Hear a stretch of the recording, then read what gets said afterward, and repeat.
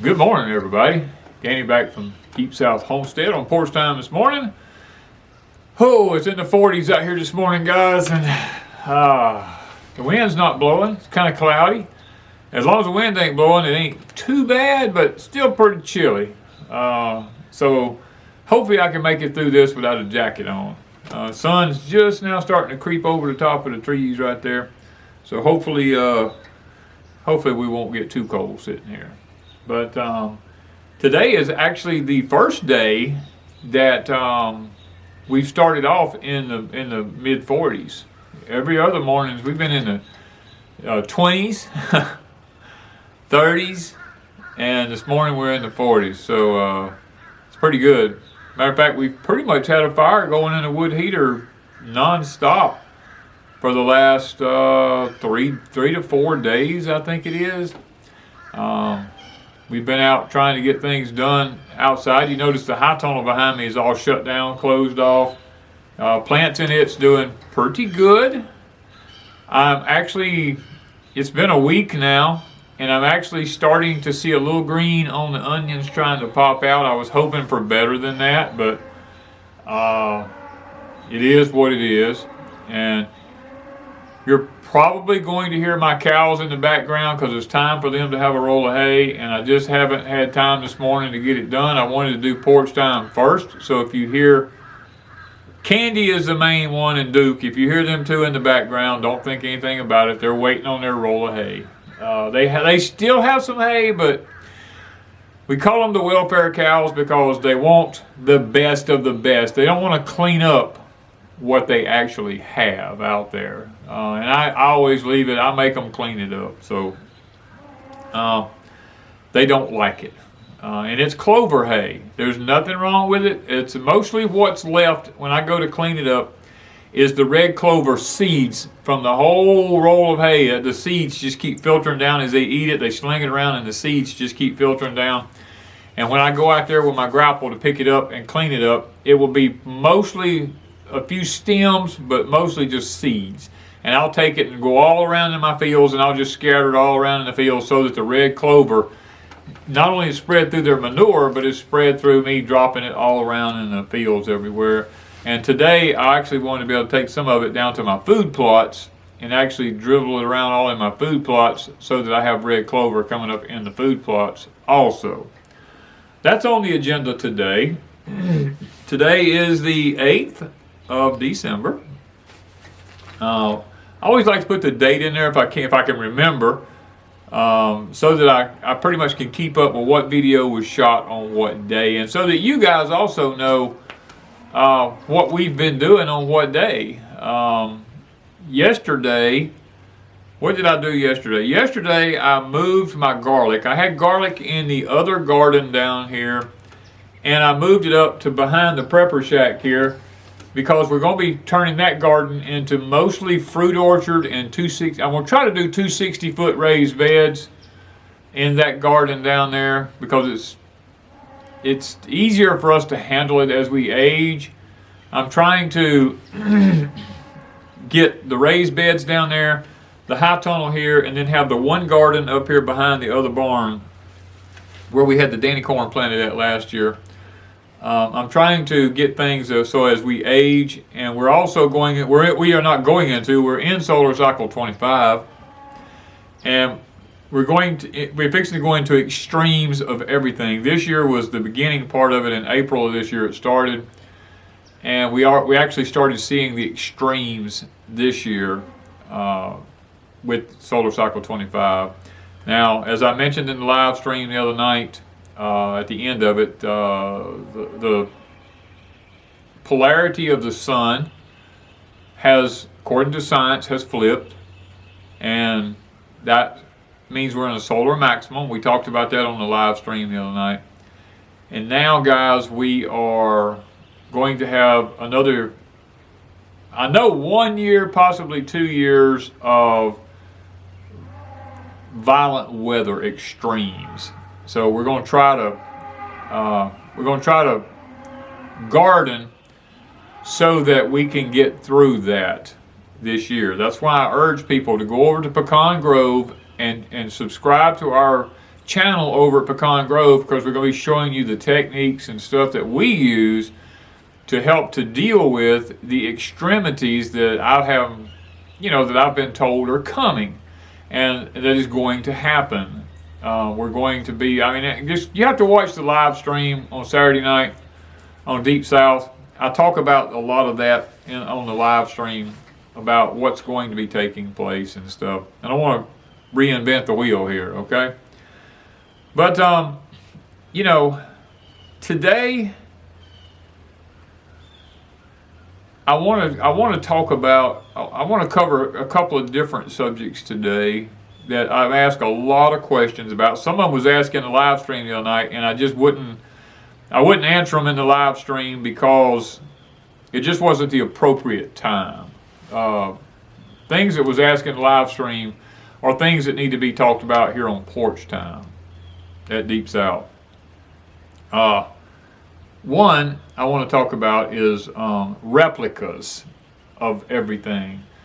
The generation that we have today, the younger generation, and this is not their fault, they don't actually know what real quality equipment, tools, different things like that. They don't really know what they are because they've never known about the others. What really brought this about is this time of the year, I really get into bacon curing and sausage making. I get into all that kind of stuff because it's the season for it, I've done it my whole life, and I love this time of the year with the cool weather, so we can do that kind of stuff. And I got to looking at some of I watched a couple of YouTube videos the other day. I had a few minutes to sit down, and I was watching these black people. They were cutting up some pig to make bacon and stuff, and my heart was blessed all of a sudden because I saw the old-fashioned meat cleavers. They weren't using the fancy sawzall like I have with the stainless blades and the meat cutting saws and stuff like that. They were cutting up ribs and pork chops and stuff like that, and they were using the old-fashioned meat cleaver like I used to see when I was a kid at the butcher shops, when we would go to the butcher shops, or the slaughterhouses they called them. And I have meat cleavers here, but my meat cleavers are replicas of the actual true meat cleavers that used to be. I would love to get my hands on a true old-fashioned meat cleaver. I don't visit the antique markets enough to be able to look for them, but mine are all stainless, and they're lightweight. You got to kind of really hit hard, and the old-fashioned ones were not stainless. They were made out of a high-carbon steel, and they were razor blade sharp, and they were heavy. When you hit, they cut. These are the kind of things, guys. Wanda and I was talking about that early this morning, about how that everything now, unless a person lived back in the earlier days, you just don't know. Wanda was even talking about silverware. She said, she does a lot of canning, a lot of, large pot cooking and stuff to this nature, like we're going to be rendering lard down, big kettles and stuff like that. And we were talking about how the big spoons used to be. Used to have the big spoons that were heavy duty, and they didn't bend or they didn't twist, and the way they were made for the job. Today you go to the stores of Wally Worlds and all these other, I don't even know the names of most of these places because I don't go to town no more if I don't help it. But the spoons you get are flimsy. If you put much pressure on them, they tend to want to bend, or they're made out of some kind of cheap stainless, because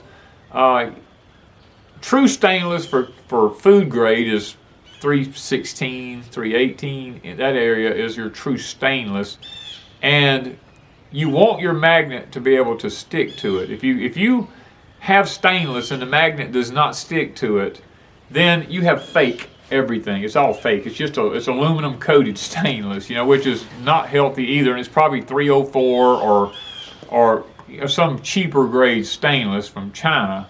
that makes people think that they're eating from some really good stainless stuff when in reality you are not. It's like my syrup pan here. All of my stuff that I got to go in the Vabor syrup pan, I went with, and I had to order it online. We couldn't get it locally here. I had to order 316 stainless and all my fittings and valves and all that kind of stuff. You can use brass, but if you, and most of the people, even at the hardware stores when I went, did not know about the brass has to have an LF wrote on it for lead free, or on the inside of the fittings it will have the little markings around on the inside of the fittings. That means that it's lead free and it is true brass that you can use as food grade. There's so many things, guys, today that's just, it's all fake. We live in a world of just fake everything. My farming equipment was one of the other things. I went and bought if there's anything I hate is hooking up equipment to a tractor, okay? My Kubotas that I own, I went and bought a PAT system to go on the back of it. Now, it's expensive, but it's very well worth every dime of it. And with that PAT system, they have a bar that goes in between it it says to adjust it for, I forget if it's 27 or 29 inches. It said this is the new measurement of all the equipment that's out there today, so that you can set it and you back up, clack onto it, equipment, and you can just hook up and drive off if it's a quick hitch system.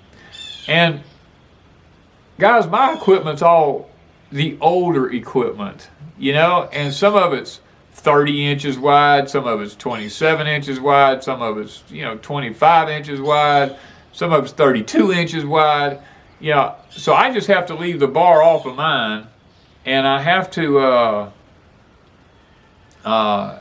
use my adjustments on my sidearms in order to be able to, and I leave mine, I just pull the pins out of it where they can flop in and out. That way when I back up, I can put them where they need to be and clack in and drive off. But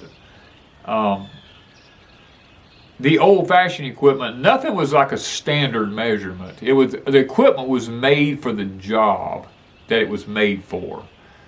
And my poor little old Cub tractor, Lord, I love that thing, and y'all know I love that thing. There is no replicas hardly for the Cub tractor. Now you can buy a few.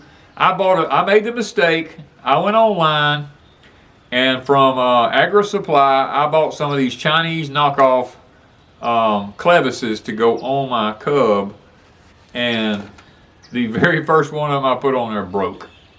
And I was like, and I looked at it, it's made out of cast steel.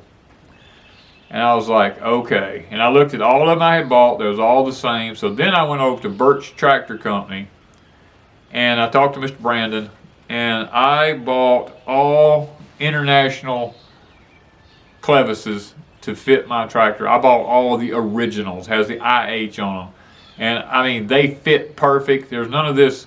The ones I got from Agri Supply had set screws in it. You had to adjust all these set screws and stuff on it. And I was like, you know what? I'm just going back with the original. It's like my, I have a number 22 sickle bar on my Cub tractor. And with it, I was able, through Mr. Brandon, to find what's called old stock new sickle bar teeth and everything to go on that sickle bar more. Guys, it was just, I was able to rebuild it back to brand new, like it should be, by using old stock stuff that's the originals. Because I found the teeth, but they were not the originals. I had to buy a special piece of equipment to put the rivets in and stuff like that, but I have it now, so that if I ever need to work on it again, I don't have to worry about it. I have it now, because I have the original of everything. And the younger generation has no clue about any of this stuff. That's why I do YouTube videos about some of this older stuff. On Deepsouth Homestead here, I have lots of videos, old videos about old equipment, old hand tools. I have a whole section of just hand tools that I've purchased over the years. Some was left to me by family members and stuff like that. And how did I use them and keep them in, keep them in good condition? I have them all stored away so that if I need one of them, I can use it. I actually went over to Hoss Tool and bought the, I got the double hoe wheel plows, I got the high arch wheel plows, you know, all the hand operated tools, stuff like this, because if we can't get diesel fuel or we can't get gasoline, I want to at least be able to still do some small beds or garden or something, you know, to be able to raise a little bit of food.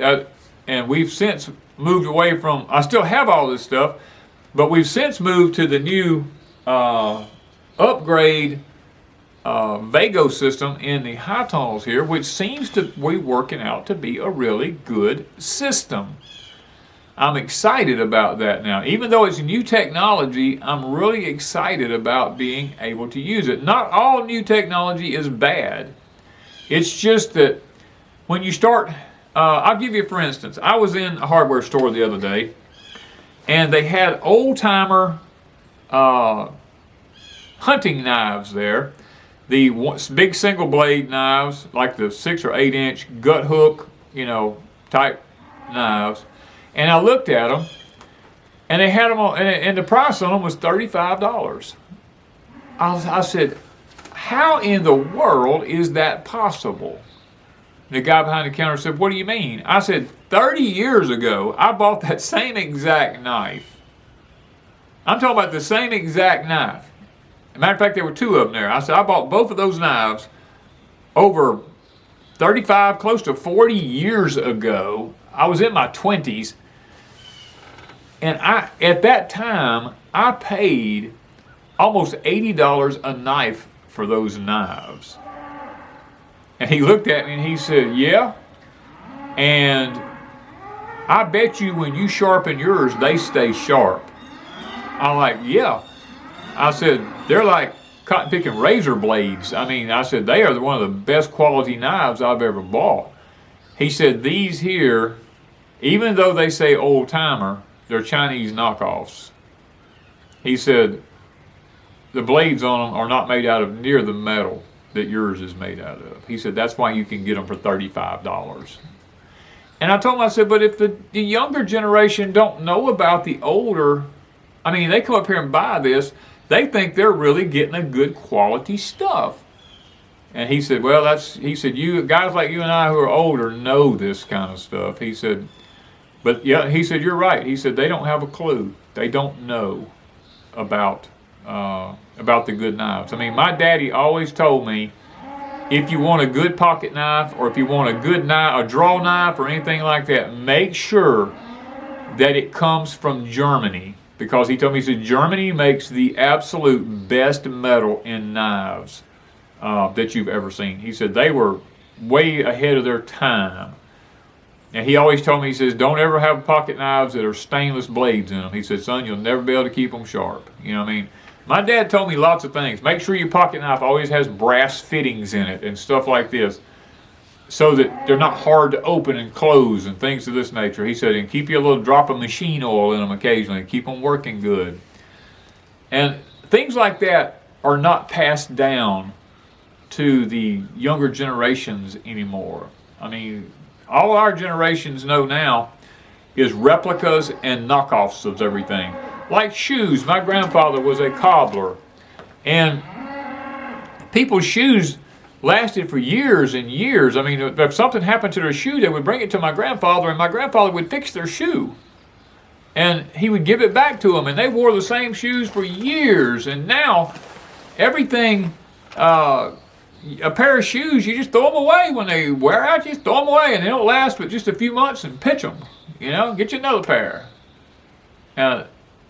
I mean, LL Bean, I have some LL Bean shoes that I've never done it, but they claim that they have a lifetime warranty, and that if you send them back in the original box, then they'll completely rebuild them for you and send them back. And my question is, 5 years down the road, if they last that long, who has the original box? I mean, do you just keep original boxes laying around in your house? You know what I mean? I don't. I mean, I've had to throw some LL Bean shoes away just simply because I just don't want to worry with the hassle of sending them back. One of the other things that somebody asked about the other night on the live stream, I do want to cover this before I get off of here, is they kept asking me over and over and over about Damascus, how I had made a comment, oh, it's been over a year ago, I guess, about it, when you see Damascus destroyed and fallen under siege, know that we are at this point in prophetic history. Well, guys, as a matter of fact, while the live stream was going on the other night, Damascus, for the several, I knew about it several days earlier. I already knew about the fact that the rebels were moving in. They'd already taken over several cities in Syria there, and that Assad had to seek refuge and asylum in certain places. And now, as of this morning when I got up, the latest word was that he was tried to flee the country and that he's dead. Now his plane crashed, and I can't verify that because I haven't had time to dig into it this morning. It just popped up where I get my information from. So that's not the gospel right now, okay? It's just what I saw this morning before I walked out the door. Now, guys, there's places in the Bible that talks about Damascus. Isaiah 17, chapter 17, speaks about Damascus. I'm not going to go into it. You can go there and read it. Chapter 17, I think it begins in verse 1, starts talking about Damascus and how that it'll lay waste, and there's different, the city will be destroyed and all this kind of stuff is actually there. And then there is also, let's see, where is it at? Jeremiah chapter 49, about midway through the chapter, I think it starts talking about Damascus again and its destruction. Yes, I think that's where it's at. Now, there's a few things we've got to keep in mind here when we start thinking about Damascus and biblical and prophetic events and stuff like this, is that the scripture says Damascus will be utterly destroyed. Literally nothing but wild animals will live there. We're not at that point yet. Even though it's under siege and parts of it have been taken over, we can't just jump to a conclusion just yet that we're at that point in prophetic history unless Damascus is literally the city's just destroyed. And what it's going to take to put it where the Bible says it needs to be is probably some sort of biological or nuclear event take place. Or some type of massive explosion, bombs, or something like that to just literally, it says it's uninhabitable. And for something to be uninhabitable literally means that there's probably radioactive waste there somewhere. So, and that would be from nuclear or biological or something to that nature. But also, over in Jeremiah, you will see that if you're going to be at that particular point in prophetic history, that not only is Damascus destroyed there in Syria, but also Iran has ceased to be a power itself. In other words, it's been overthrown. And we are really not at that point right now. Iran has not been overthrown. As a matter of fact, Iran right now is backed by Russia, and Turkey's playing a big part in this.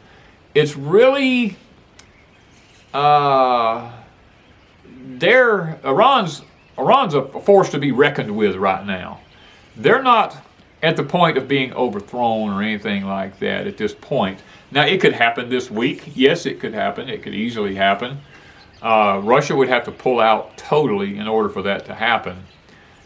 I don't see that happening right off the bat. I know right now Russia's kind of spread thin at the moment.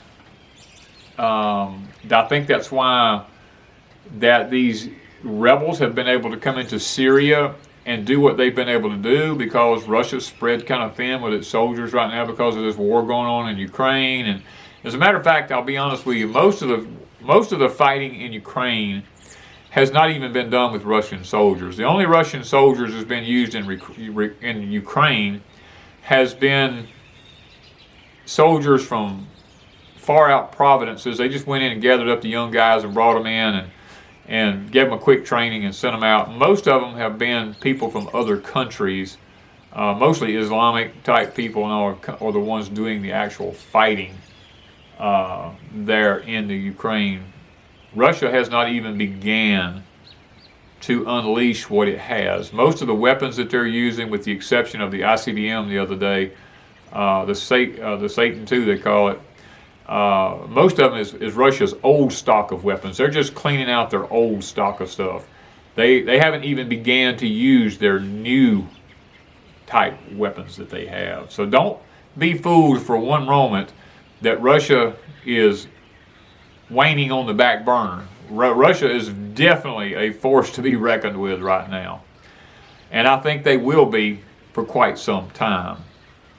So in this questions that was asked about Damascus, until you see Damascus destroyed to the point that Scripture says that it needs to be destroyed to, where it's uninhabitable, and that jackals and just wild beasts will be the only thing living there, that will simply mean more than likely there's been some type of radioactive material used, or some type of dirty bomb or something to use there that prevents people from being able to live there. Kind of like the Chernobyl event over there, where they had to just evacuate the whole place basically, and just really wild animals live there. Now there are some people that's moved back and they don't care. They're just dying from radiation poisoning. But this is what you're going to be looking for when you see Damascus and events taking place in Damascus. I did want to kind of cover this subject because I saw it mentioned in the live stream the other night,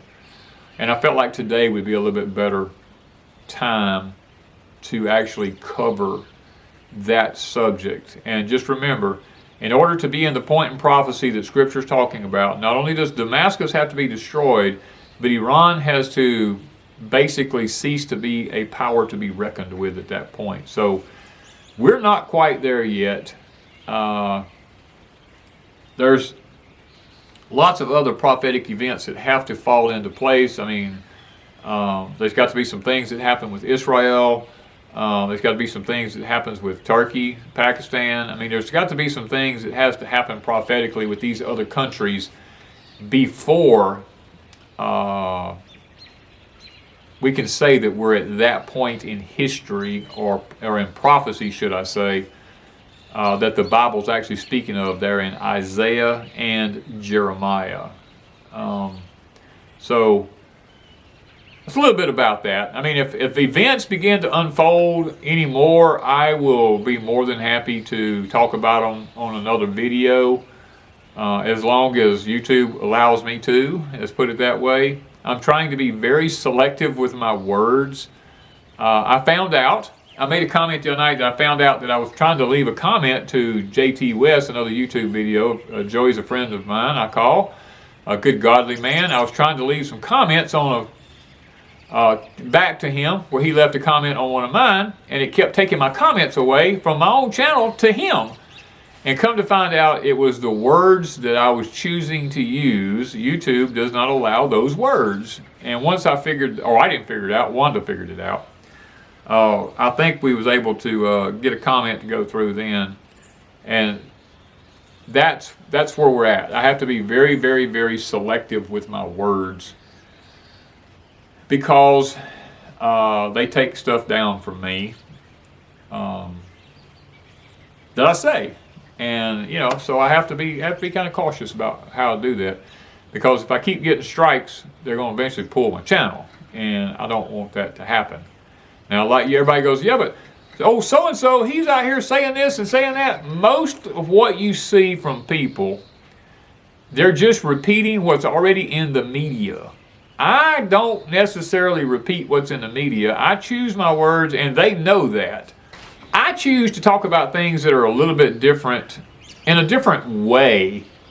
I don't read verbatim what the media has out there. I mean, most people are just simply, they're just repeating what the media has already said. And we all know the media is controlled by the CIA and the gatekeepers and all that stuff. And if you watch the news, you're not getting the truth. Okay? You're getting what's called a psyop. That's what you're getting. You're getting what they want you to believe to meet their agenda. I do not go that route. I've been very fortunate to have the ability to talk to specific people, and that's been a blessing from God as much as it's been a curse, because you can't unknow what you know.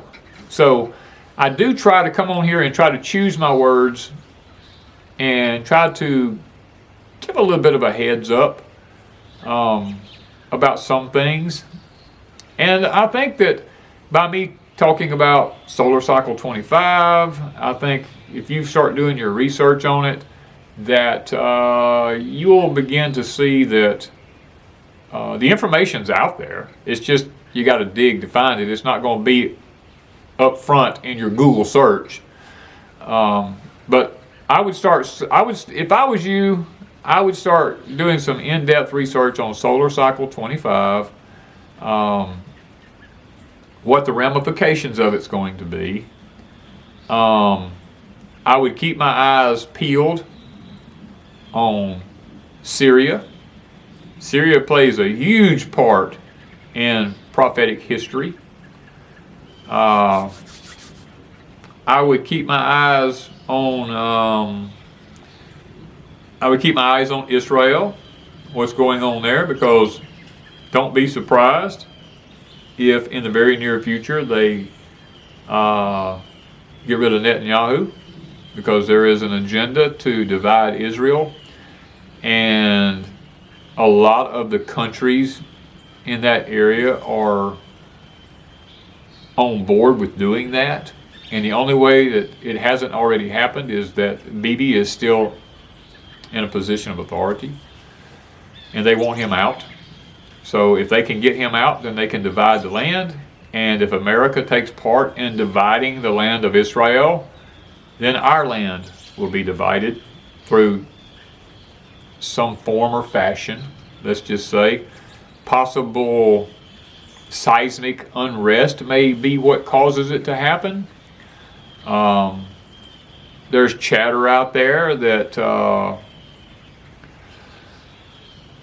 there's new facilities being built in Kansas. There's new facilities being built outside Atlanta in preparations for the United States to be two different areas, shall I say. So just those are things that you can kind of look for without actually saying a whole lot, if you know what I mean. So anyway, guys, I've already been going on long enough today. Sun's fixing to come through these trees right here. The clouds are starting to break a little bit. I may be in the sun here. Just a few things to think about and pray about. Pray for your leaders. We're in a possible reprieve right now for a little while. The major concern right now, I mentioned this on the live stream the other night, was Wanda kept having to hit me under the table, but there's sniffers all up and down the East Coast. I mentioned a couple of states, New York, Florida. There's actually more, South Carolina. There's some sniffers out there that's looking for specific things. And the Carolinas are, let's just say, the Carolinas right now is a very high risk area to be in. So is Florida and New York and Virginia. These are some very high risk areas to be in, because there's something there. I can't go into detail about it, but they do have sniffers out looking for it.